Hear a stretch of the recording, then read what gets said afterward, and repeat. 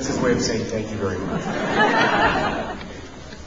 Thank you everyone for coming. I usually expect for no one to show up, and usually gets to hear me bitching about how he should have gotten a smaller room. I had planned, but when I first decided to come to the ComicCon this year, because I haven't been to ComicCon in about 2 years, about 3 years, I guess. I wanted to, because when I found out that it was the 10th anniversary, you had to tell me. I was doing other things. I wanted to have something a little newer to show you, so I regret to inform you that I was going to show up and have an animation that I was working on with a couple of guys, Chris Graham and some other friends who do some CG work in video games, just a bunch of people who are kind of sick of their day jobs. But I don't have that to show. Yeah, I'm sorry to deny you one of what would have been one of the greatest experiences in your lives. But I started working on as soon as we started work on the animation, we began working on the mindless self-indulgence video. And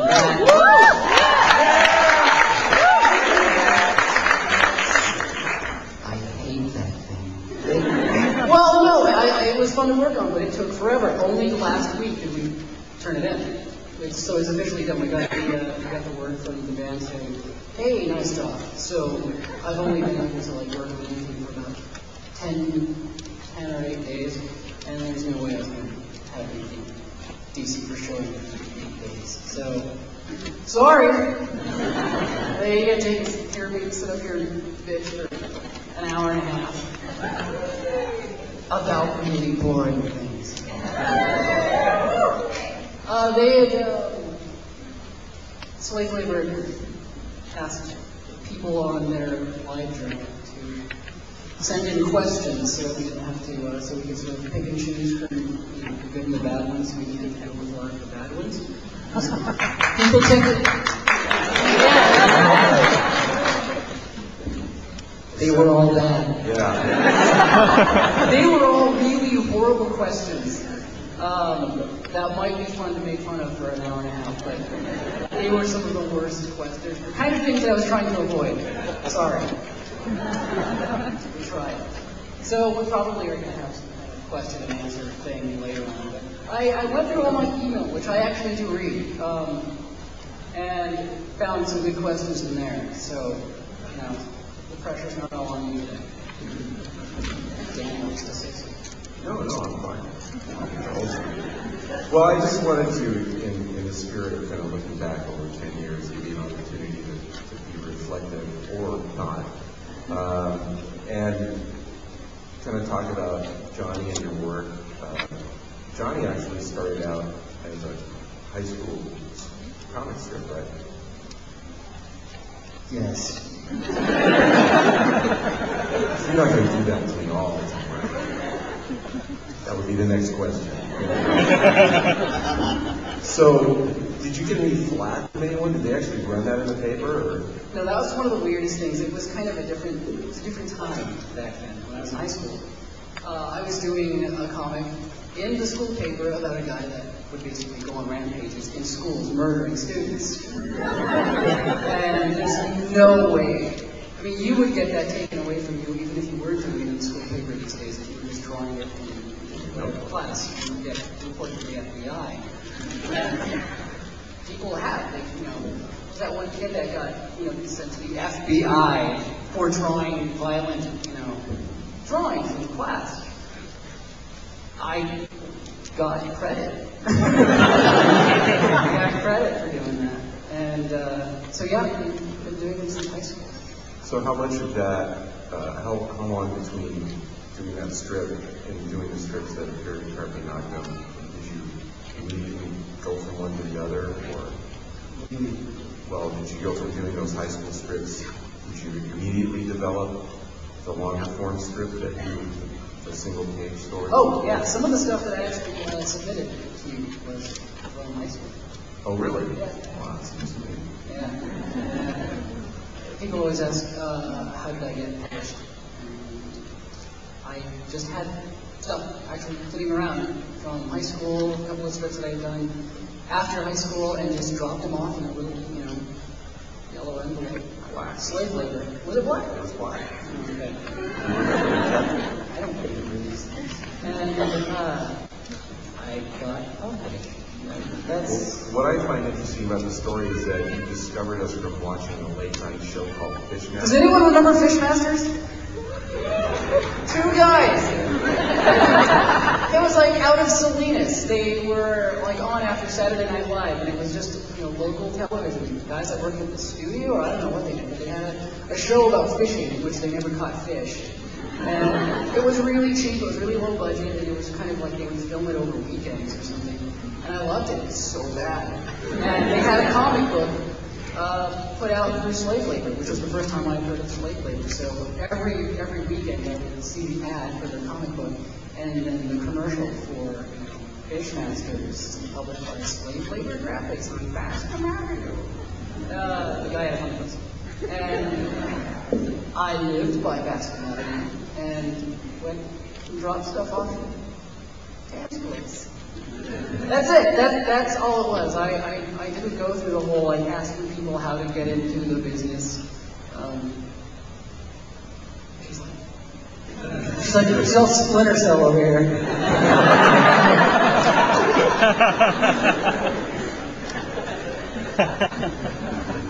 Well, it's funny because you mentioned that is that often people ask me how to break in. What's the best way for them to break into comics? And I say, well, the best way is through the back window. And it's essentially what you did. But it was before we were getting, 10 packets a day from people, so it was a lot easier to look at it between lunch and going home. So you submitted the book, or you submitted the work, and you decided to publish your work. And from that point, did you already have a long notion of what is now Jhonen the Homicidal Maniac, the 7 issues that collects that? Oh, no. The first series was my first comic book ever, and it shows. It was all very kind of free-form stuff. I had an idea of where every issue was kind of an idea of what was vaguely going to happen, and if it was going to go to hell, and it was going to meet, God, blah, blah, blah, blah, blah.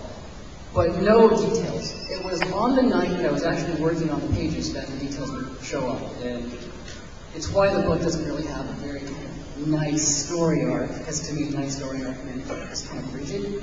So it just kind of went all over the place. And only towards the end did I kind of start making, connecting the dots and start thinking, oh, that could make sense out of this part of the first issue. And that's usually how I start off. I usually start off completely chaotic, and then when I realize I'm coming to the end of the series, go, holy crap, I've got one issue to, make this thing like it was intentional. And that's... This is, of course, not what you told me. I told him I have it all up here, Dad. Most of the time, everybody lies when they say that. Him and Virginia. So, no, I didn't have it all planned out. I still don't even know what it means. Well, what I always came away with is, and I think I've mentioned this to you before, you look at Johnny and you look at the follow-up, which was Squeed. Does the Johnny seem to be about things that pissed you off, made you angry, and Squeed was about things that, frightened you? Yeah. That view assessment? Yeah, with Squeed being probably closer to home. I was just a horrified little kid. I was really bad. My sister can tell you that. She's yeah, I honestly really was afraid of being abducted by aliens. That's not funny when you're a little kid, man.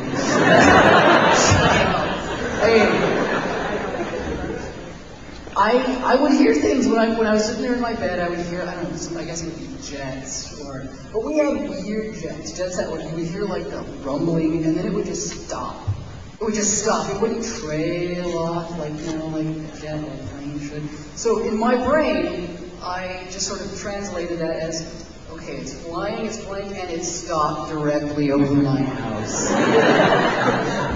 And I wouldn't think, ha ha ha, I'm so funny. I would think, holy fuck,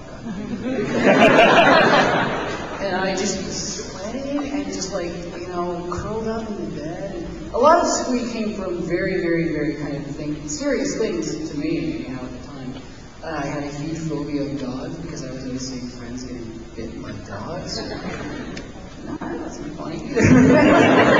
God, ruined his arm. Yeah, I was just kind of really just held present to a lot of these fears of dogs, ghosts, and all that kind of crap. God, I don't want to talk about that. Next question. Was there anything from Johnny or Squee or the other word would come from personal experience? Is there anything that personal experience that translated itself to something you drew into the books? Remember, well, yeah, the one with Squee following his friend, you know, he's going to sneak up on him. And then before he sneaks up on the kid gets just hauled off by this horrible little dog. That happened! That really happened. That little friend, I had a little friend named Rudy, who was walking to school, and we were going to elementary school, and I was spending, you know, a little ways behind him. And he wasn't turning around, and I was going to sneak up on him. But before I could get to him, this little dog comes out, and just like homing dog, he bites him in the ass. Right in the ass, and he goes down, and he's just screaming. And I'm like, oh God, my friend's in trouble, so I go in the opposite direction. So that ended up, that's you know, that's from Squee. I think the dog's name was the dog's name Nacho? Yeah, the dog's name wasn't Nacho, that bit Rudy. Yeah, there you go, he's holding up the page there. Alright, thank you. But there was a dog that I went to named Nacho. What about in the Meanwhiles? How much of that? What is it? Meanwhile's not. So, what was your? I know what my first thought was. It's like, Nickelodeon. Okay. It was MTV first. Was it MTV? It was MTV first. I didn't know that. And then when I was working on Squee, MTV called me to work on Squee, and I wanted to finish Squee. And then once I finished Squee, that's kind of right around when Nickelodeon contacted me. So by that time, I was ready to do something different and decided to do a cartoon.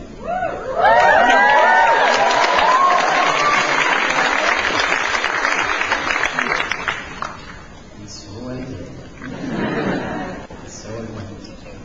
Now, actually, in the background, people were obsessive about detail. We've seen, you know, drawing things in, and I think it's Squee.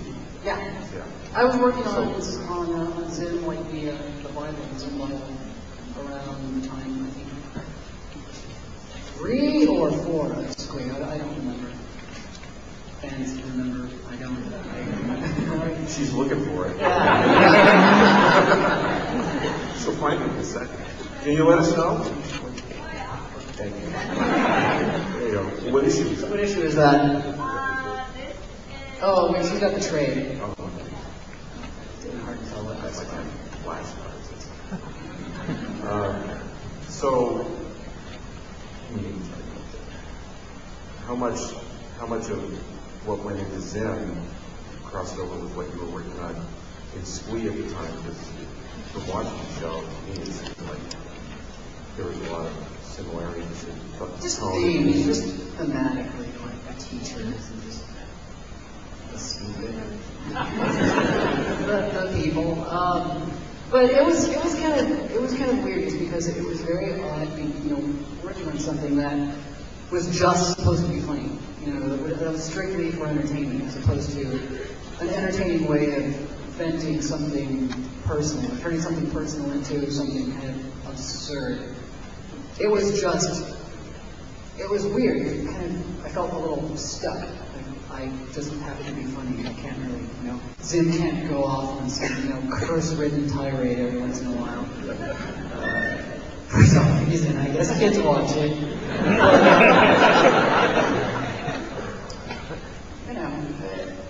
I don't even remember what the question was.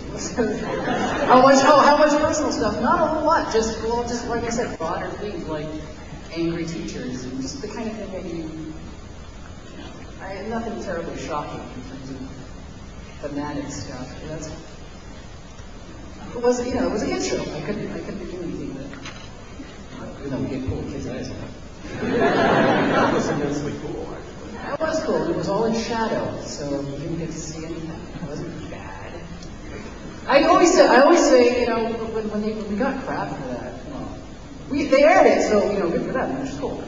But Zim, yes, he rips a child's eyes out of his screaming head, but gives him cooler eyes. Or superior, more electronic, high-tech eyes, which I would kill for. So, in the midst of working all this, I think before Zim actually aired, found out I feel sick. And a bigger part of that story being when you were trying to title the thing, you were in our office. So I feel sick. I go, well, don't call it that. So that's exactly what you called it. He looked so upset. It's the way things work with us. I thought I was joking. I was like, no, it's good. You stuck with it.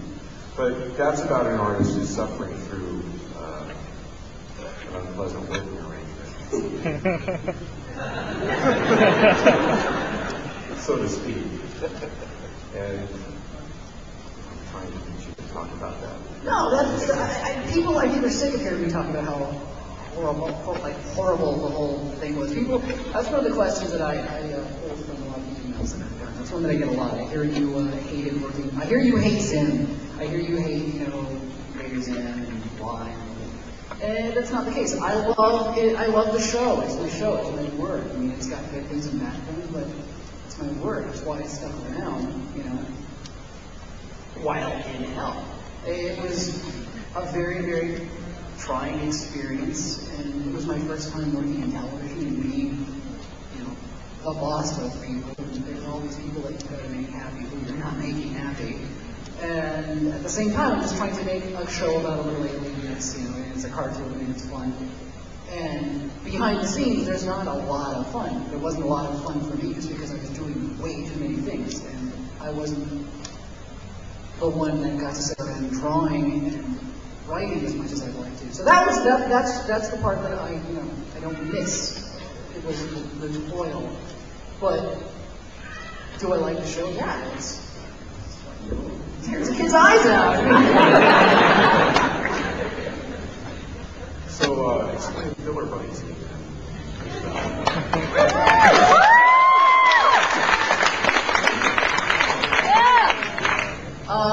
Filler Bunny is, according to, I guess, a lot of people, my way of making a quick buck. Which it's not. I love Filler Bunny. That's like one of the only books of mine that I read, of my own. I can't read Johnny. I can't stomach it. By this point, I can't stand it. I can't stand some of the stuff I like, some of the stuff like some of the ideas, the writing, and some of the artwork is just so god-awful. Mostly the writing, you know. I'm like writing this when I'm 19, and it's so fucking full of itself, you know? It's so bad. Which was, at the time, the joke. The joke was that he was supposed to be someone that thought he was so smart, so intelligent, and yet it was basically just a raving lunatic. And I thought that was very clever. But I think it comes off so smarmy, like I'm so aware of how clever I am, little 19-year-old me. I just can't read it. It just makes me sick. So, you know, people right up going, wow, I really agree with what you're saying. I'm like, God, you're a moron. You don't listen to me. You know. But Filler Bunny, that's the good shit. I actually like the first two a lot, just because I'm not even aware of what I'm writing when I'm writing them. The new one was written a lot more traditionally. It was going to start off as a joke. It was going to start off with that. I don't know how many of you read it, but it starts off with just this overly detailed acrylic painting. You know, it's a whole page of just, it's an actual painting. It's not done in, you know, Photoshop or anything like that. I spend a while on that first page. It's like this Lord of the Rings style. You still have demons and you know, this hellish landscape. And then the second page was going to begin old style filler bunny crap, you know, so that people would pick it up and go, holy crap, what? And then, oh. So that was the joke. That was going to be the joke. And the second page kind of starts off looking a little crappy. And then as it went on, I started getting a lot more and more into the actual artwork. Because then that became the joke, was that people are going to go, oh God, no, not another filler bunny. Why? What's wrong with you? Why don't you put more effort into your work anymore? You know? And I put way more effort into Filler Bunny than any of my other books ever got. So it was kind of just like a hey, fuck you kind of thing. Sorry. So it's a little weird though. But what I miss about the new one is that it's not as spontaneous. You know, there's none of it would take hours to do a drawing as opposed to coming up with a joke and immediately doing the drawing for it like in a few seconds. Sometimes I would finish the drawing going, wow, damn, that joke wasn't very funny. You know? And I've just spent hours and hours working on it. So I like the first two. I like the first two because they're so awful that they're the only books that make me laugh because I look at them going, what the hell was I thinking? But This is nice to hear as the publisher. Okay, let's move well, and that pretty much, brings us up to the music video, I guess, that you want to talk about. Yeah, no, a lot of people ask where it's going to be shown. I don't know, this was like sometime in February. I got an email from Microsoft Intelligence asking for a music video. They wanted, that was really fucking cool. Just because I've been a fan of theirs for a while, and I don't write to people saying, hey, I like your stuff. I've never done that. You know, I actually just liking it is enough for me. As I speak to people. I didn't come from that. I didn't go to cons. I mean, my first con was when I had my first book. I'm a huge fan of horror, science fiction, movies in general, but I've never been part of a group of fans of it that was actively participating in being fans. So to get an email from them was saying, hey, we like your stuff. Do you want to work on a music video? It's like a huge compliment, and it was very exciting. So we stopped working on the animation, which is called Die Nacht der Geistfaust, which translates into, the Night of the Ghost Fist? The coolest thing ever. You would have, I'm sorry you don't get to see that. It would have been amazing.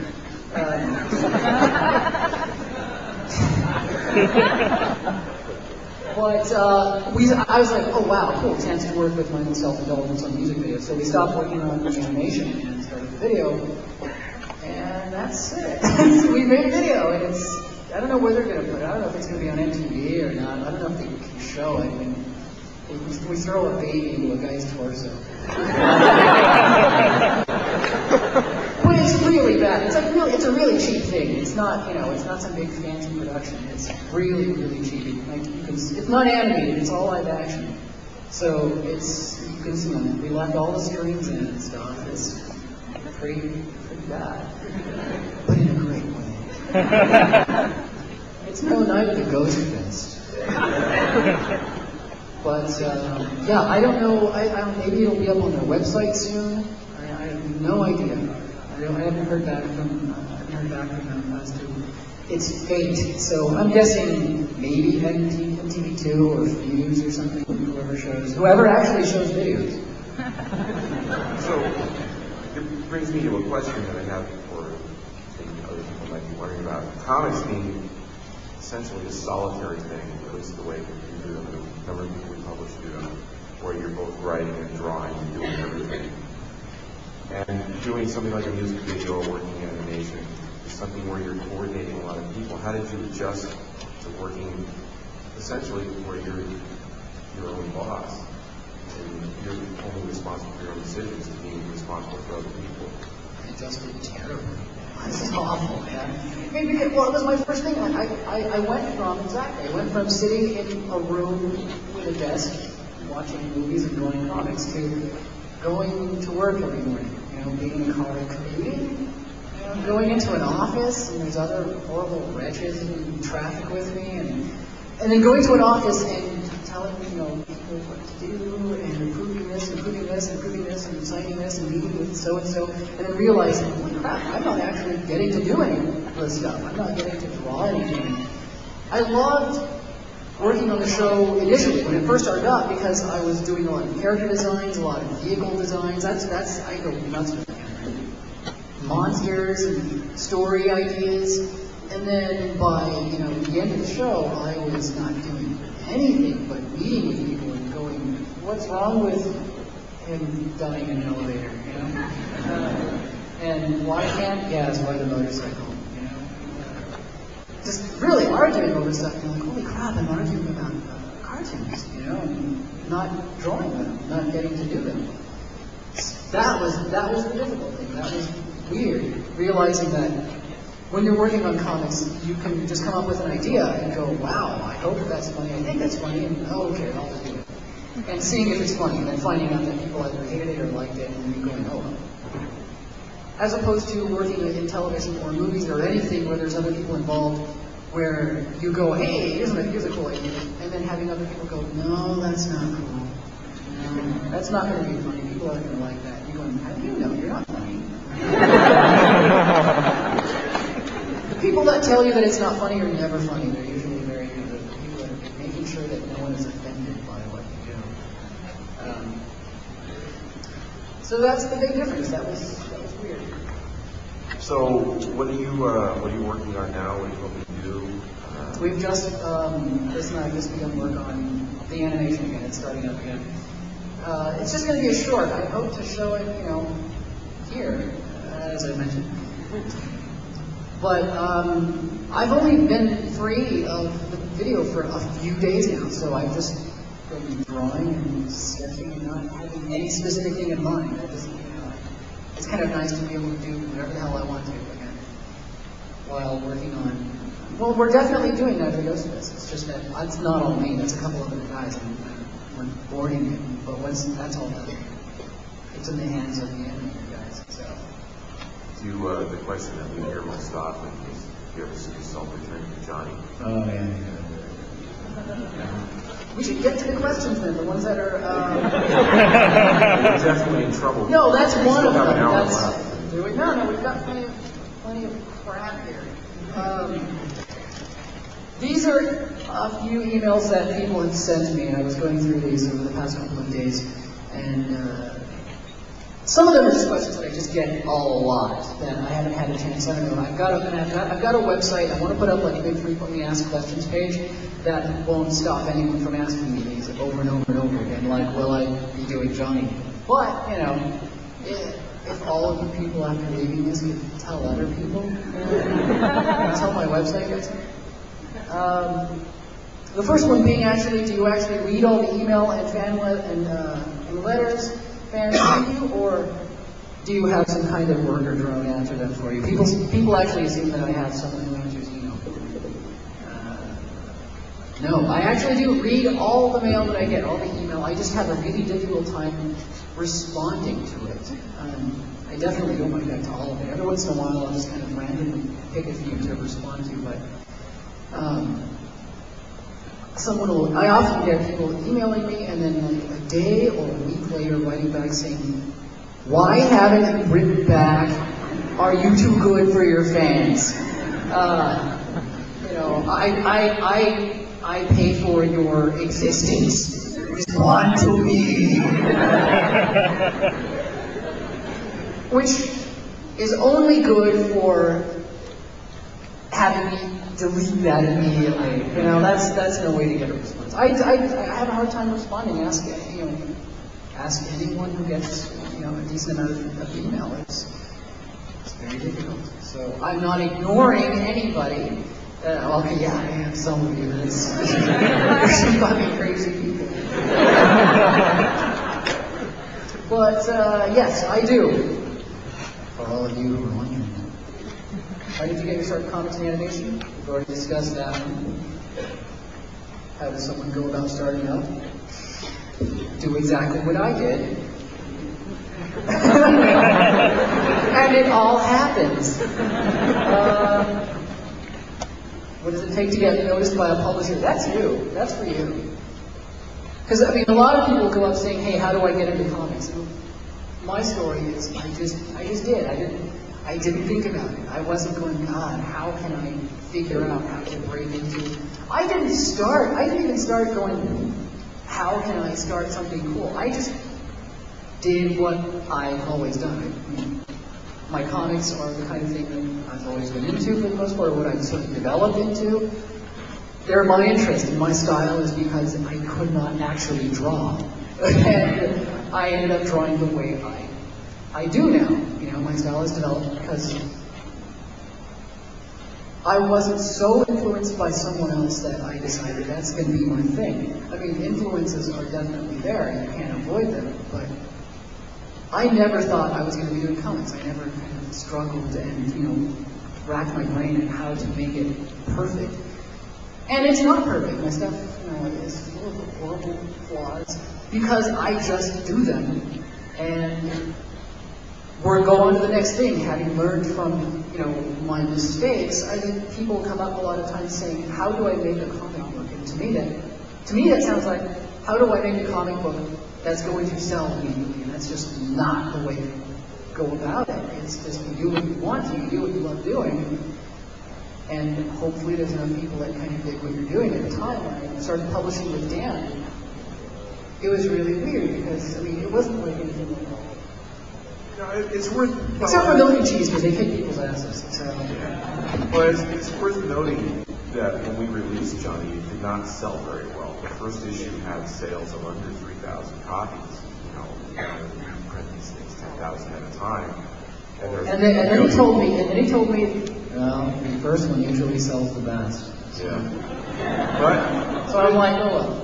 But at no point, I mean, is there ever a time when we lost faith in it, and I knew it was going to be a hard sell. Which again, it's probably looking at it today and seeing the success of Jhonen and his work and Johnny. It's hard to imagine a time when people didn't care, but retailers were apathetic, and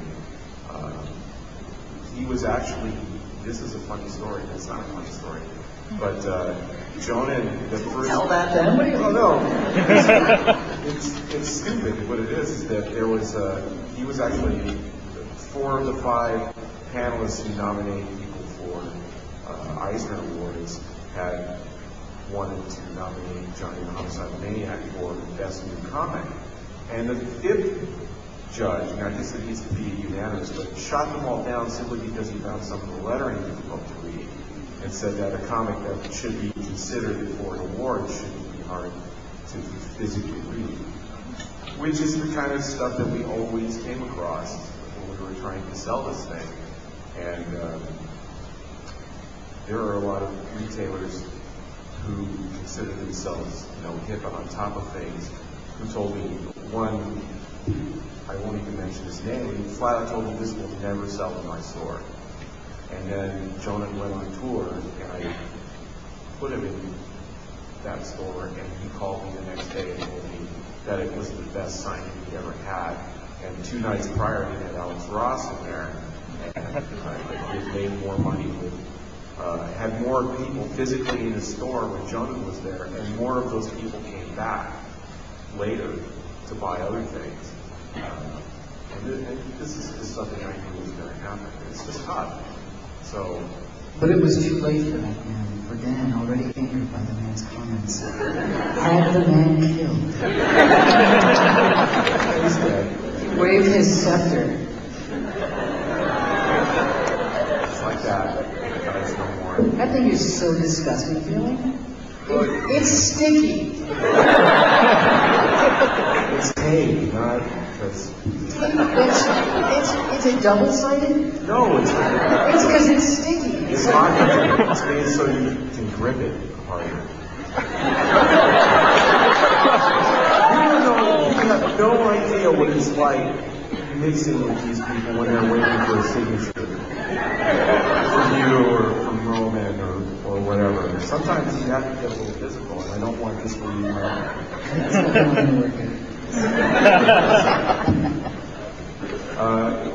actually, the tour, I forgot about that. How did you like that? Did you do another one? What was that, 97? I sort of drove around the country doing signings and stuff. That was when I was working at the Squeak. Yeah, I'd do another one. I want to have something a little more consistent, which, means never. But, yeah, that was really fun, because I hadn't really been around the country at all. So, we got in my car, I was driving, we were like, drove around the country there was like 4 of us in a little black Dodge Neon. Yeah. Somewhere in, like, I don't know, the Rockies or something, we're like...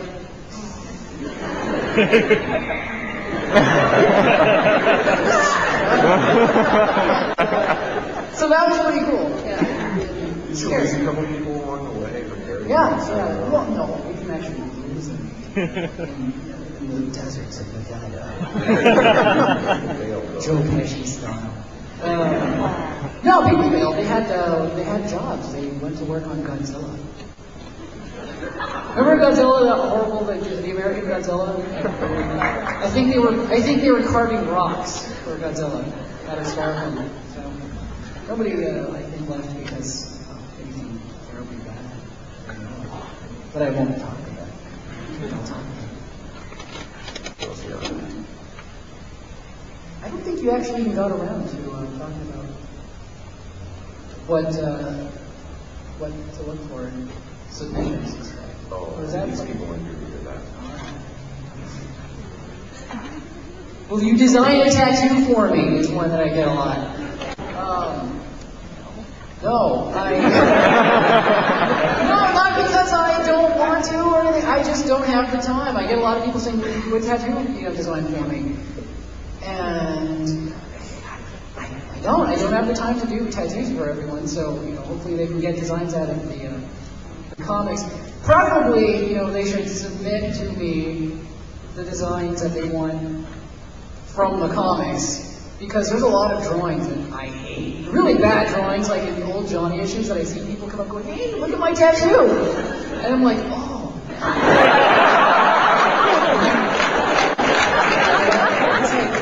It's not good. That's on you forever, man. What's wrong with you? You've like ruined your ass or your back. They'll get, But so the answer is no.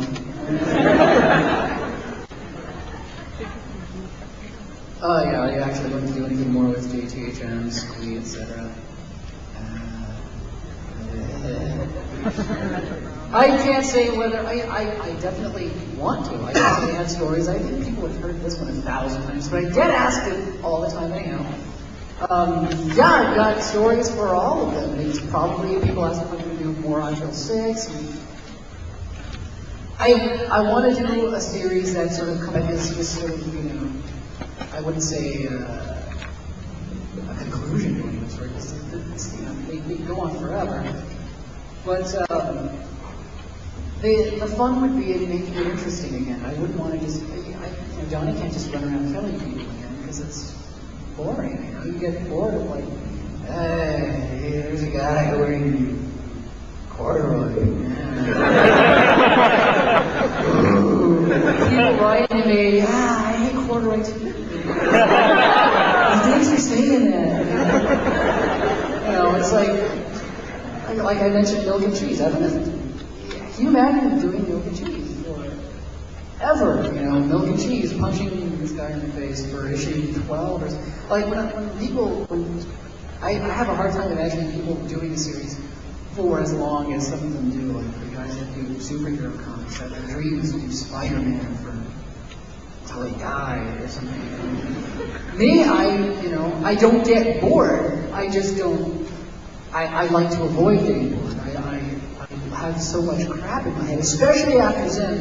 One of my biggest problems is that I don't have writer's block or anything. It's almost worse in that there's so many things that I want to work on that to just start one of them, it makes me feel awful because I realize, holy crap, it puts into perspective how much other shit I'm not going to get done. So, and time, you know, is always running out. That's like one of the greatest motivators for me, is the fact that I don't feel I'll ever have enough time to do exactly what I want to do before I die, you know? And I'm serious. I mean, I really honestly don't think I'll ever have enough time to actually say or do all the things that I want to do. And that's what I love doing. I like making things up. That's what I've done since I was a kid, and just having it let go. I mean, the fact that I like telling stories and coming up with other places, very much because of the fact that I really hate reality. In space, they're just guys. Alien 4, it's like, would you like a drink? You know, shot up the drink machine. Liquor. Millions of dollars right there. How did I start talking about this? So to sum it up, no, I won't be working on Sim again.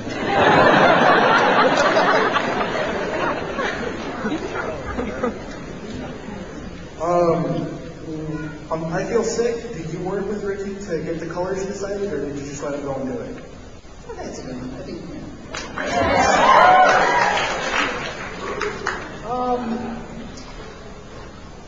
That's kind of a touchy one because the color in I Feel Sick is no good.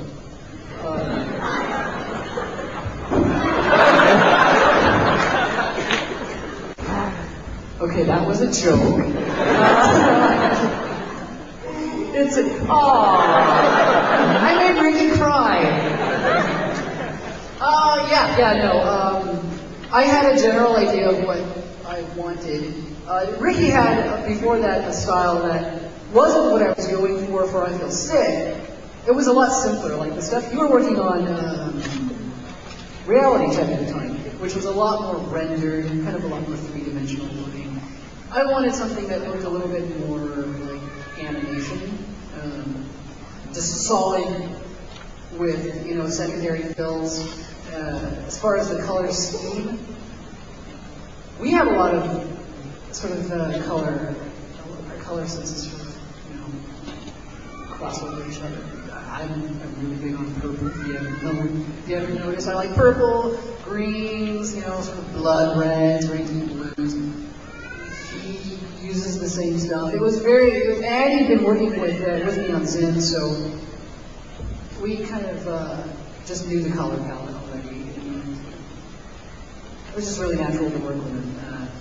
It was sort of a nightmare for him to work at my house. I put him in a little room that didn't have AC, and we were living in Burbank, and he couldn't come out of that room until he was done. And he complains about that a lot, but I know deep down in his heart that those were the best days of his life. He says no, but you know what that means. Question, just for shits and giggles, what is the worst question you have ever received from one of your books?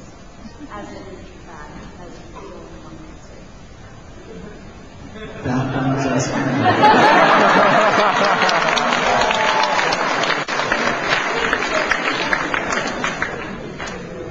If you could redo anything on, if you could redo Johnny, how would you change it? I've talked about that before. I'll give you a chance to decide her fate, but okay, let's officially give a vote here. Is it a yes or no? Yes. Someone, you know, if it's just an arbitrary thing, let's just vote someone down. Let's just see what happens. I'm sure there's like a few like psychotic fans.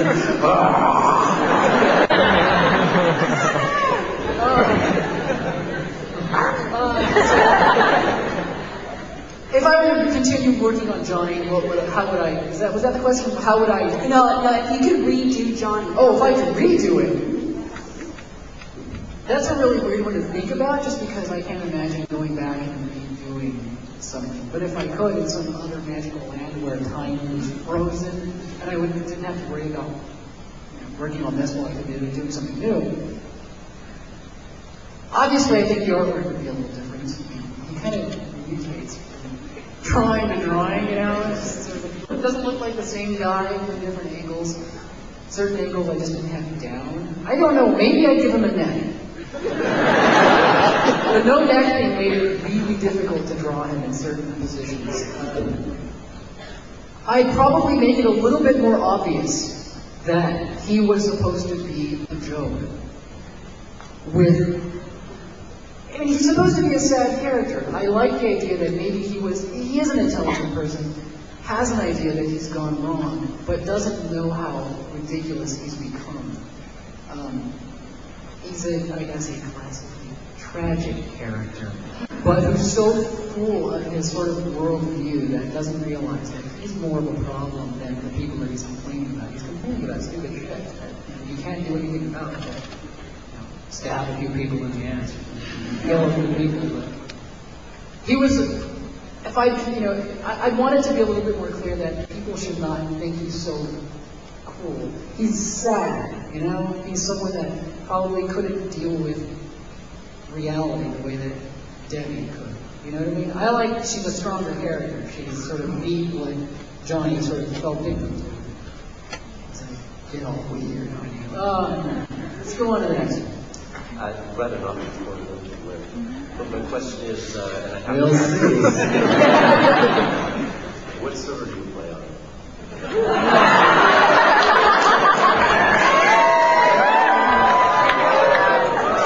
Ricky, he asked what server I play on. Which one? No, but should I answer? Yes!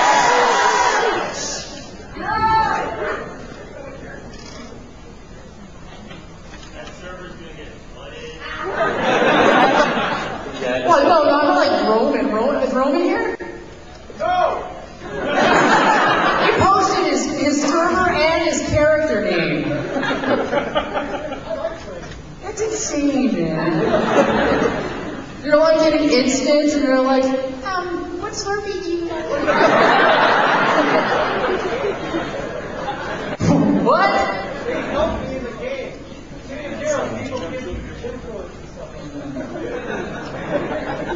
I play on Doomlaw. It's a PvP server, but my character name will remain so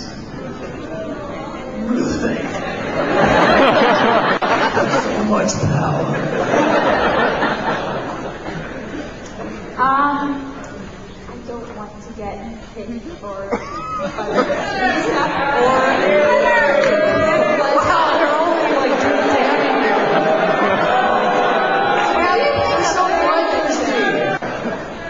What do you think of fan fiction?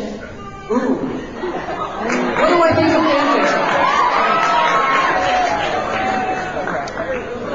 That was kind of in the middle. Maybe you might just kind of... The question was, what do you think of the fan fiction? No, I heard it.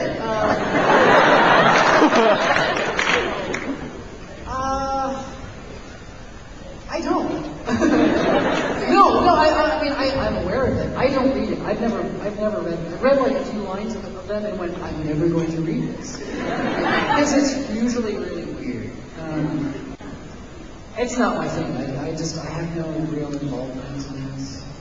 What was really weird is, we were just talking about this a couple of days ago, weeks ago. Someone sent me a link to fanfiction.net. And we went to the animation category. And Sims category is huge. There's thousands and thousands. I think next to X-Men and something in the Apocalypse. It's got the most fanfiction dedicated to it.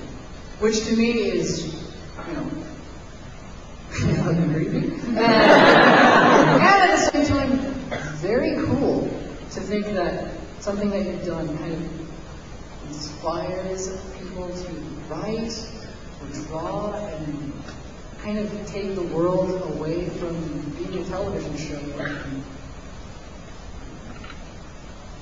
sort of keeping it alive in some way. It's just, I haven't thought about it much, but it's a little weird to think about, which is maybe why I haven't thought about it much. But it's kind of neat. It's neat. Like when the show got canceled, countless shows get canceled. you know, shows that do infinitely better and that are still on the air, but that would just vanish if they got canceled. Where people would go, well, that show's over. You know, ours was on the air for like a day, 2 days, 3 days, and people just wouldn't let it go. That's cool. That's almost a bigger compliment than the majority of, you know, the country watching it and not changing the channel. You know, that's a little bit more. I mean, I can relate to that. I'm a little bit more used to something not being hugely popular immediately. You know, like Johnny wasn't hugely popular in the comics. Don't get advertised. You know, no one really advertises them. And people kind of go, hey, this show's kind of cool, or this book kind of like spreads like some kind of hideous virus. That's a bigger deal to me. That's kind of neat to have that sort of a fan base as opposed to people who just, you know, watch it and don't really give a shit. Now, it can get a little weird because people get a little too into it. The ones that know everything about the show or the books, they ask me, well, what did this mean? I'm like, what are you talking about? I don't even remember that. You know? I'm going to start bitching about weird everything. I'm really new to your fandom, so forgive me if this is a really ignorant question. But guys stepping up to the mic, someone's like, kill him! Kill him too! would you ever write a comic just about your version of hell and the different kinds of punishments that people get? What? The different punishments that, well, people you hate get in hell.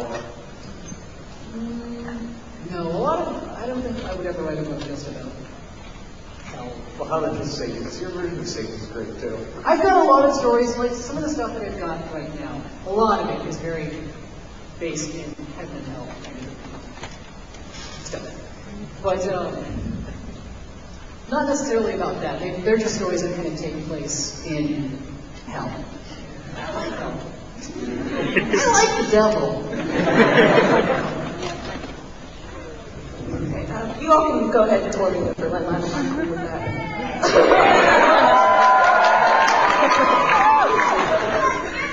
But my question is, I was wondering if you ever considered going into like another genre, like realism or drama. Most of the kind of surreal things that you do. One of like the main top of the list thing that I'm working on right now. I'm just kind of doing concept designs for characters for the story, but I don't know where it's going to go. It isn't funny at all. It's not a funny story. It's not the kind of thing that people go, woo, the guy at the zoo, Johnny. What the hell is this? It's actually, don't laugh at me, it's a love story.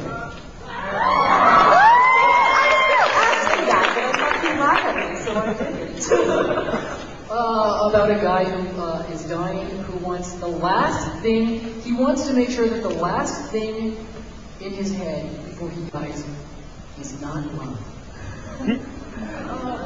It's a really fucking miserable story, and I love it. Yeah. Hi, I'm a huge fan from all Wait. She's got to get torn apart.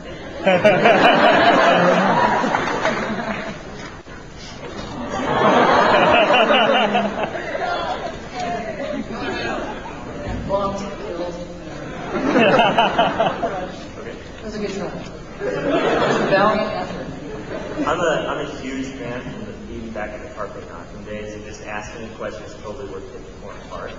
So, but my question is if you see any themes that you like exploring with these characters that you create, like if there's something that you come back to over and over again, like the frustrated artist, Yeah. stuff like that.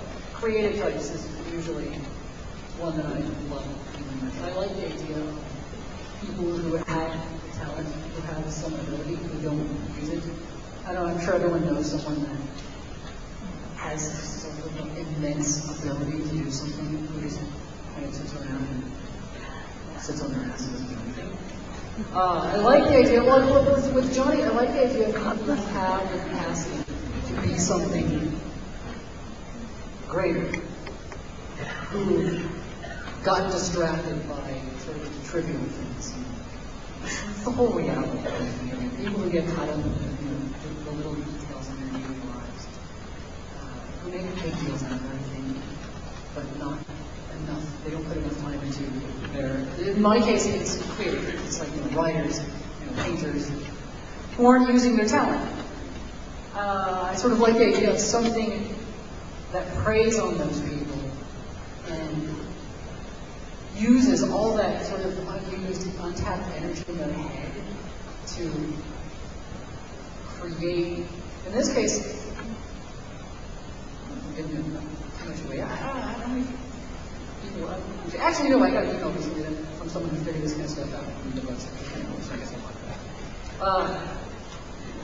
Those things that come out of people's heads that are just imaginary characters, like in Johnny's case, the Doughboys, or Mr. M, becoming actual, real creatures, being sort of pulled out of his head by some creature that preys on losers who aren't using their talent. I'm just fascinated with people who can do something, who don't, who just sit around and not making the world a little cooler, I think that's depressing. I think that's very sad. Wow, this is getting really sad. That's the thing. That's the thing that I'm personally obsessed with, is sort of tormenting those people. Johnny, in this case, he was once something, and is now just this raving lunatic who's kind of at the mercy of what used to be his own imagination that's now being controlled by someone else. You said before that you wanted to work in film, I guess, in some capacity. Would that be like screenwriting, directing, producing, or all of it? All of that, yeah. I'd love to do all of that. I love being able to realize an idea in my head as much as I can, and do as much of it as I can. Or work with people that I trust, like I work with Ricky, having worked with Zim. People who, but yeah, to answer your question, yes, I'd like to do it all. But now you got to.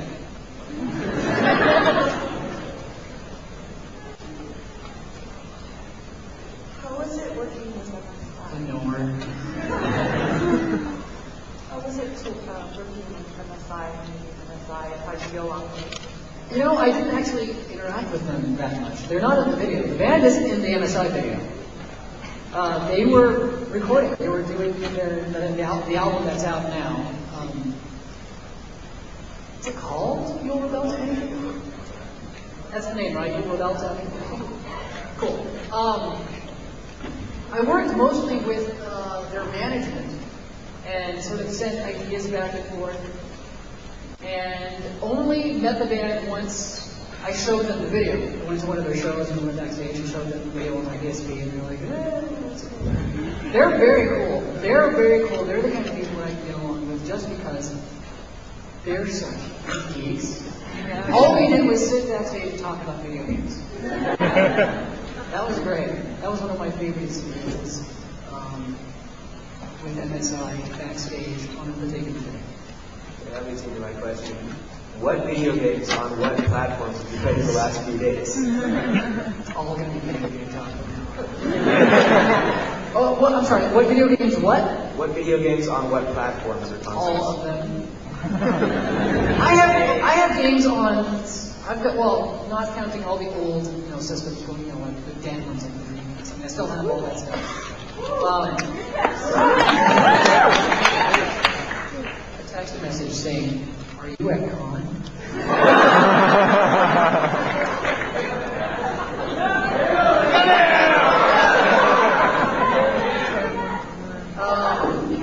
Let's see. These are all the platforms that I am capable of gaming on, that I currently game on. I've got PCs at home. I've got Macs. I've got Macs will work. PCs for gaming. Except for Enigma, which I play on my Mac. Does anyone here know Enigma? Yeah, that guy. My PlayStation 2. My GameCube.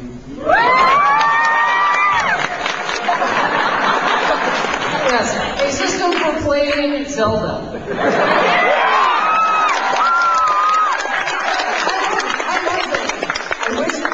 I talked about this yesterday too. They need to just make games and not systems. I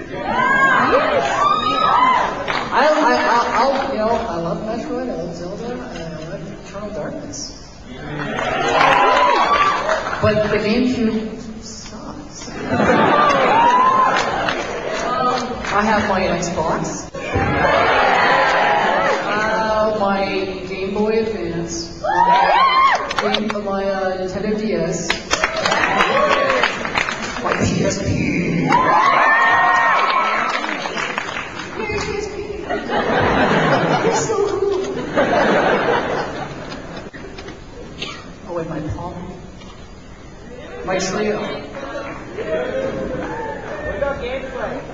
If you had the opportunity to create another animation where you were in charge of, the characters, the writing, design, would you choose to do it or portray your idea in comic? So basically animation. Oh, I'd still do animation. I love doing animation. I'm doing, like I said, I'm doing a short right now. But if you're asking about like a series is ruined. I'm not so interested in doing something like that again. I'm interested in kind of getting it up and running and leaving it in the hands of people that I trust. People that I've met, usually most of them working on Zen, which is kind of one of the good things, one of the great things about having worked on Zen. People that I met who I know are super talented, who made the show 1,000 times better than, that's one of the cool things about working with other people. You realize that they will make it better because some of them are better than you are at working, some of the guys went to specifically for animation. The art director, who has a show now, Avatar. You watch Avatar? That's Brian worked on Zen. He was the art director. He was one of the storyboard artists. Who I went, holy crap, you draw Zen better than I do. You're an art director now, And then I just sit back and go, yes, this is all mine. People are like, wow, the show looks great. I'm like, thank you. With these hands, I create wondrous things. And Brian's coming up. Okay, about the not funny fiction that you want to do, do you think you could describe some of the No. No? No, I'm not a big fan of talking about things so much that aren't out there. I think a lot of people. So that's usually why people end up for like these stretches of time go, did you die? You're giving up working on stuff? Why don't you work anymore? And why are you sitting on you're sitting on all that Nickelodeon money? Who are you? I don't know you. Why are you talking about me? Why are you making fun of me? In our time. No, I have not. But I don't usually like giving too much away because that's part of the fun. That's one of the things that I like about doing what I do. I like doing something and then sitting back and watching people look at me and actually they're laughing or they're crying or they're shitting. I can tell you that the new book gonna make people shit. Explosive. So you'll know who's been reading. With your experiences with in Bearson and working with a giant corporation such as Viacom, what advice would you give someone of your creative disposition who's trying to get into that type of thing? Get their work. Yeah, that's an easy one.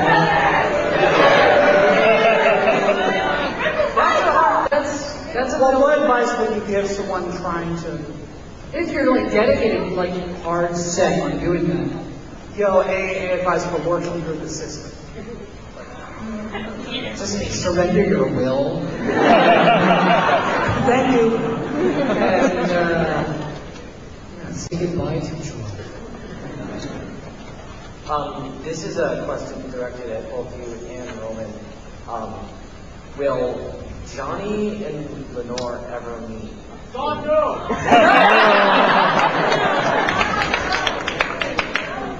No. Wow, man, okay, yeah, this is the one.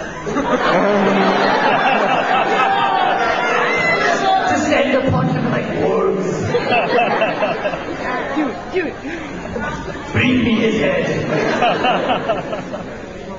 No, actually, yes, and the book is done. I meant to tell you, Roman.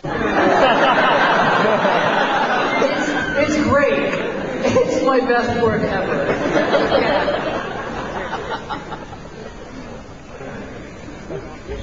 Did you get any support in high school when you did your comic strips? Like, did people ever come up to you and ask you, like, how you, or say, I really like your work? I was in high school, I was very kind of left alone. I didn't get much of anything. No, I mean, people were going, that's bad, and no one was going, hey, great stuff. A lot like now, I didn't really listen to people. I was just enjoying what I was doing, you know? Maybe they did say things, I just wasn't listening to them.